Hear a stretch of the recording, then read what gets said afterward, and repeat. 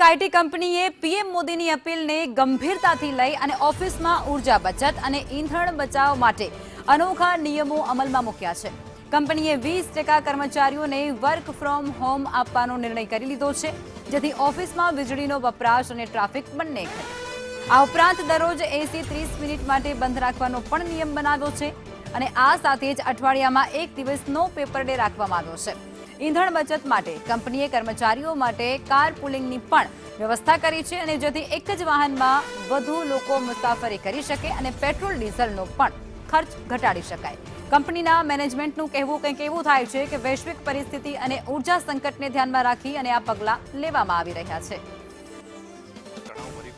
PM Narendra Modi એક સૂચન કર્યું છે, અપીલ કરી છે જનતાને કે ઈંધણ ઓછું વાપરો, વર્ક ફ્રોમ હોમ કરો, જેથી કરીને જે રિસોર્સિસ છે તેનો ઉપયોગ ઓછો થાય અને તેના ભાગરૂપે અમદાવાદ શહેરની દેવ આઈટી પ્રાઇવેટ લિમિટેડ કે જે અમદાવાદ શહેરના થલતેજ બહુપલ વિસ્તારમાં આવેલી કંપની છે તેમાં દ્વારા આ નિર્ણય લેવામાં આવ્યો છે કે તેના જે કર્મચારીઓ છે તે કર્મચારીઓને વર્ક ફ્રોમ હોમ કરવાની સલાહ આપવામાં આવી છે, ફરજ પાડવામાં આવી છે. આ સાથે જ આ જે કંપની છે દેવ આઈટી તેમાં લગભગ 20%થી વધુનો સ્ટાફ છે તે હાલ વર્ક ફ્રોમ હોમ કરી રહ્યો છે, કારણ કે પીએમ નરેન્દ્ર મોદી દ્વારા જે અપીલ કરવામાં આવી છે તે અપીલ દેશ હિતમાં હોવાનું તેમના સીઈઓ માની રહ્યા છે અને આ જ કારણથી આ નિર્ણય લેવામાં આવ્યો છે. આપણી સાથે દેવ આઈટી ના સીઈઓ છે જયમીનભાઈ. ખાસ તો લગભગ 20% જેટલો સ્ટાફ તમારો વર્ક ફ્રોમ હોમ કર્યો છે.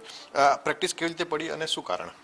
એટલે અમારું આઈટી કંપનીનું 24/7 365 ડેઝનું કંપની છે, જેમાં સર્વિસ અમે વર્લ્ડ વાઇડ ઓસ્ટ્રેલિયા ટાઈમ ઝોનથી માંડીને યુએસના ટાઈમ ઝોન પર કરીએ છીએ. અને એમાં એક વર્ક ફ્રોમ હોમ કે જે આફ્ટર કોવિડ જે બહુ જરૂર પડેલી હતી અને એક નેસેસિટી હતી એ અમે ચાલુ રાખેલું. અને સાથે સાથે લગભગ અમે લોકો 10% જેટલા તો વર્ક ફ્રોમ હોમ જેવું અમે લોકો અત્યાર સુધી કરતા હતા જ. અને એ વર્ક ફ્રોમ હોમ જે મોદી સાહેબે પછી વાત કરી એ પ્રમાણે અમે હવે એને વધારીને 15થી 20% જેટલું અમે લઈ ગયા છીએ અને જેટલી જરૂર પડશે એટલું અમે લોકો હજી વધારે આને એન્કરેજ કરીશું. અને આ માટે જે 24 કલાક અમારે જે સર્વિસ આપવાની હોય છે એ પ્રમાણેનું બધું ધ્યાનમાં રાખી અને અમે આગળ કરીશું વર્ક ફ્રોમ હોમ. દેવ આઈટીના વધુ એક જોઈન્ટ સીઈઓ છે.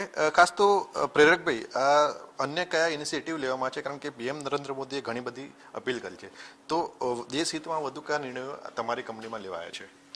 ચોક્કસ. અવારનવાર અમે દેવ આઈટીમાં સસ્ટેનેબિલિટી ઇનિશિયેટિવ તો ચલાવીએ જ છે, જેમ કે પેપર પ્રોડક્ટનો ઉપયોગ કંટ્રોલમાં કરવો, ઓછો કરવો, એસીનો વપરાશ જરૂર ના હોય ત્યારે તો ના જ ચાલુ રાખવું, પણ દિવસમાં 2 વાર અડધો કલાક એસી બંધ કરી દેવું, જેથી ઠંડક જળવાઈ રહે, ગરમી કે અગવડતા ના થાય, પણ તમે એનર્જીનું કન્ઝર્વેશન કરો. That is our focus, always અમે કરતા હોય છે. બીજું અમારું એક કારપૂલનું ઇનિશિયેટિવ છે, કારણ કે અમારું ગવર્મેન્ટમાં ઘણું કામ છે, તો અમદાવાદથી ગાંધીનગર જવાનું થતું હોય, સેમ વસ્તુ અમે રાજસ્થાન ગવર્મેન્ટમાં બી એપ્લાય થાય છે.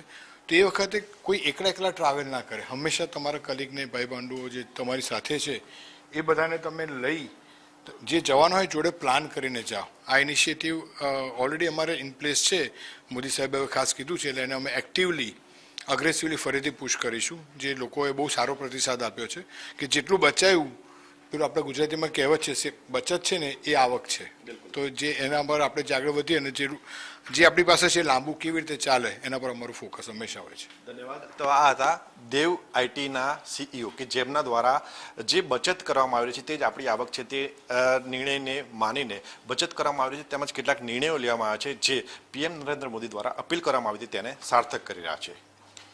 કેમેરા પર્સન કુંતલ મહેતા સાથે પ્રતિક જાદવ, સંદેશ ન્યૂઝ, અમદાવાદ.